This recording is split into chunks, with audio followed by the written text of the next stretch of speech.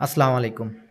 Study gap এটা দেশের অনেক স্টুডেন্টেরই একটা প্রবলেম যে পড়াশোনায় হয়তো এসএসসির পরে বা এইচএসসি কিংবা ডিপ্লোমার পরে কিংবা অনেকে অনার্সের পরে হিউজ একটা গ্যাপ থাকে। এখন অনেকের ফাইন্যান্সিয়াল প্রবলেমের কারণে, অনেকে পারিবারিক প্রবলেমের কারণে, অনেকে মানসিক প্রবলেম, মানে যে কোনো একটা প্রবলেমের কারণে গ্যাপ পড়ে যায়। এটা শুধু যে ওই দেশে, আমাদের দেশে হয় এরকম না, পৃথিবীর প্রত্যেকটা দেশে এই ধরনের প্রবলেম, মানুষ প্রবলেম হবে, হয়, থাকবে, এটাই স্বাভাবিক।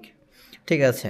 তো এখন কথা হচ্ছে এইটা নিয়ে আসলে মনোক্ষুণ্ণ হওয়ার বা দুশ্চিন্তাগ্রস্ত হওয়ার কিছু নাই। আপনার গ্যাপ থাকলে এটা আপনার মতো আরও ১০ জন, অনেকের অনেক প্রবলেমের কারণে গ্যাপ হয়। ঠিক আছে? এখন এই গ্যাপটা থাকলে আপনি ভর্তি হইতে পারবেন কিনা বা যেতে পারবেন কিনা বা কী করতে পারেন?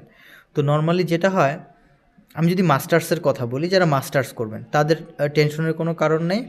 অনার্সের পরে যদি আপনার ২-১ বছর গ্যাপ হয় তাহলে ওই গ্যাপ ফিল আপ করতে হবে না।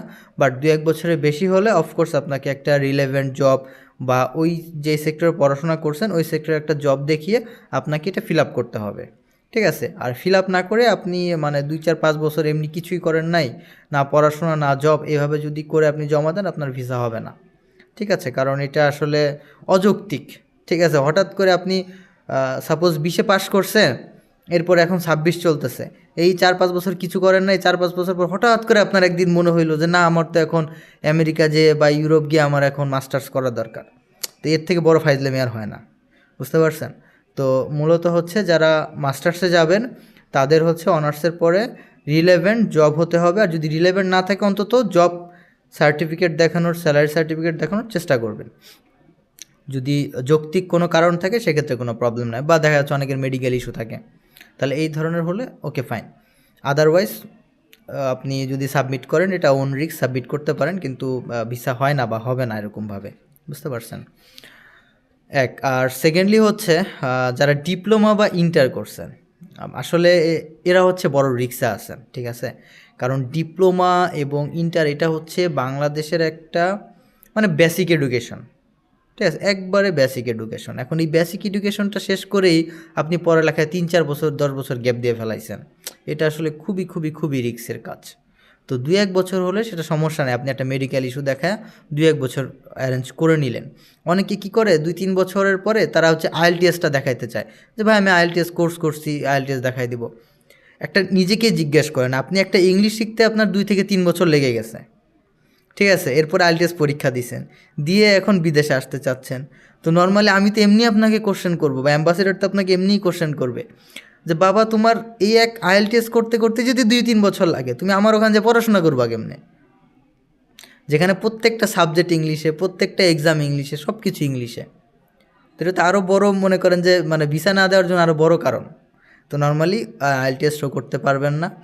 তো যদি কারো এসএসসির পরে বা ডিপ্লোমার পরে গ্যাপ থাকে, চেষ্টা করবেন কিছু কোর্স দেখানোর জন্য। ঠিক আছে? যে হ্যাঁ, এরপরে আপনি ২-৪টা ৫টা কোর্স করছেন, এক্সট্রা কারিকুলাম অ্যাক্টিভিটি যদি অ্যাড করতে পারেন, যে হ্যাঁ সাপোজ আপনি খেলাধুলায় ছিলেন, তো এই কারণে পড়াশোনায় ফোকাস করতে পারেন নাই। বুঝতে পারছেন? বাট হচ্ছে এখন আপনার আবার অনার্স করা দরকার, আপনি পড়াশোনায় ফোকাস করতে চাচ্ছেন, যদি এরকমভাবে সাজান okay fine. Otherwise just gap দিয়ে কোথাও ভিসা হবে না। দেখেন, অফার লেটার বা আমরা যেরকম ২00-৪০০-৫০০ ইউনিভার্সিটির সাথে কাজ করি, আপনাকে কোনো না কোনো দেশ থেকে অফার লেটার এনে দিলাম, বাট অফার লেটার মানেই ভিসা না। বুঝতে পারছেন? ভিসাটা আরেক জিনিস। আপনি ক্যামব্রিজ থেকে, অক্সফোর্ড থেকে অফার লেটার পেতে পারেন, বাট ইউএসএ আপনাকে ভিসা দেবে কি দিবে না এটা ডিপেন্ড করে ওই অ্যাম্বাসিডারের উপরে। ঠিক আছে? আপনি দেখা যাচ্ছে যে সাপোজ আপনি ডক্টর ইউনুস, এখন আপনার মনে করেন যে আমেরিকার ভালো লাগতেছে না, দিবে না ভিসা। আপনি হাসিনা, খালেদা, আপনার ভাল লাগে না, তারা ভিসা দিবে না। বুঝতে পারছেন? একটা অ্যাম্বাসিডরের মূলত হচ্ছে আপনার ইউনিভার্সিটির উপরে ভিসা ডিপেন্ড করে না, ইউনিভার্সিটি যেটাই হোক, এটা মাথায় রাখবেন। ঠিক আছে? তো এখন কথা হচ্ছে যারা মাস্টার্সে যাবেন তারা চাকরি বাকরি দেখাবেন রিলেভেন্ট, বিজনেস দেখানোর চেষ্টা করবেন না। বিজনেস দেখাইলে এটাও ইরিলেভেন্ট হয়ে যায়, যে আপনি ২-৪-৫ বছর বিজনেস করতেছেন, তা আপনার বিজনেস যদি স্টেবল হয় আপনি বাইরে যাবেন কেন? এটা হচ্ছে এক। আর সেকেন্ড, যদি দেখান যে না আমার বিজনেস স্টেবল না, এখন আমি বাইরে যাবো পড়াশোনা করার জন্য, এটা তো আরও সমস্যা দেখাবে, যে তাহলে আপনার ইনকাম সোর্স কি, চাকরি বাকরি করেন, ভিসা হবে না। দেখাবেন যেটা, সেটা হচ্ছে জব। ঠিক আছে? আর যারা অনার্স করতে, যারা অনার্সে যাবেন, ডিপ্লোমা বা এইচএসসি শেষ করছেন, তারা চেষ্টা করতে পারেন যে কিছু শর্ট এডুকেশন দেখানোর জন্য। আপনি ইন্টার করছেন, ইন্টারের পরে দেখা যাচ্ছে যে কিছু শর্ট এডুকেশন অ্যারেঞ্জ করেন, দেখা যাচ্ছে যে আপনি শর্ট কিছু কোর্স টোর্স করছেন, প্লাস হচ্ছে আপনার এক্সট্রা কারিকুলাম অ্যাক্টিভিটিস অ্যাড করতে পারেন, যেটা বললাম আপনি বিভিন্ন খেলাধুলা এখানে সেখানে ছিলেন। তো এইভাবে এটাকে ফিল আপ করেন, কিছু মেডিকেল ইস্যু দেখান। তো এইভাবে ফিল আপ করে আপনাকে সাবমিট করতে হবে, জাস্ট একবারে গড়পাতায় সাবমিট করে দিয়েন না, ঠিক আছে? অফার লেটার পেয়ে গেছেন, সাপোজ আপনি মাল্টা থেকে অফার লেটার চলে আসছে বা হাঙ্গেরি থেকে অফার লেটার চলে আসছে, আপনিও খুশি, বুঝতে পারছেন? ভিসা পরে অ্যাম্বাসিতে সাবমিট করলেন, ভিসা হলো না। তো এই কাজ কখনোই করবেন না, বিশেষ করে স্টাডি গ্যাপ অ্যাকসেপ্ট করে, হ্যাঁ অনেক ইউনিভার্সিটি অ্যাকসেপ্ট করে, বাট ইউনিভার্সিটি আর অ্যাম্বাসি এক না।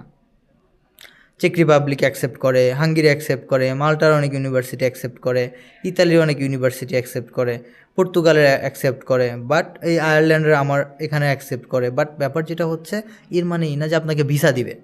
তো এর জন্য এই ব্যাপারগুলো একটু খেয়াল রাখবেন। সুন্দর করে এভাবে ফিল আপ করে ডকুমেন্টস গুছিয়ে সাবমিট করার চেষ্টা করেন, ইনশাল্লাহ আপনি যে দেশে ট্রাই করতেছেন ওই দেশে ভিসা হয়ে যাবে। Thank you.